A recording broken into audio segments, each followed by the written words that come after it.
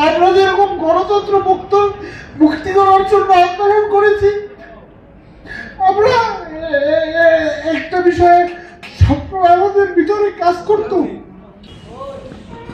2006-এর পরে বিরোধিতাও করেছি। খালেদা জিয়া তো আমাদের মা হয়, কারণ তিনি আমাদের আগলে রেখেছে।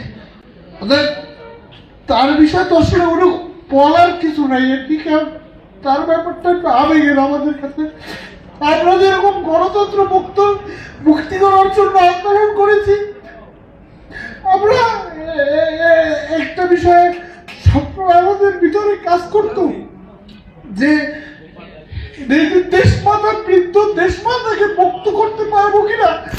সমস্ত আন্দোলনে আমার মধ্যে এই বিষয়টা কাজ করতো। আমি 2018 সালে ঢাকায় গ্রেফতার হয়েছিলাম। দেশনেত্রী বেগম খালেদা জিয়া যখন প্রতিনিয়ত হাজিরা দিত কোর্টে, হাজিরা থেকে আমার মনে আছে যে আমাদের তখন শীতে ম্যাডাম তখন মানে তার পক্ষ থেকে, দেশমাতার পক্ষ থেকে আমরা সোয়েটার পেয়েছি ভিতরে।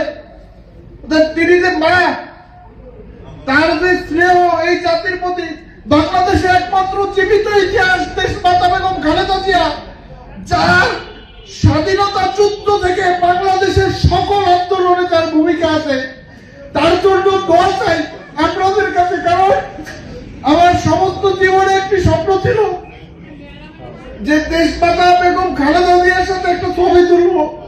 হয়তো সেই স্বপ্ন আল্লাহ রাব্বুল আলামিন জানেন তার কাছে গিয়ে একটি ছবি তোলার স্বপ্ন পূরণ হবে কিনা, কিন্তু আল্লাহর কাছে দোয়া চাই, আপনাদের সবার কাছে দোয়া চাই। কোনো বক্তব্য না যে আজকে বাংলাদেশে সবচেয়ে যদি বলেন যে বাংলাদেশে সবচেয়ে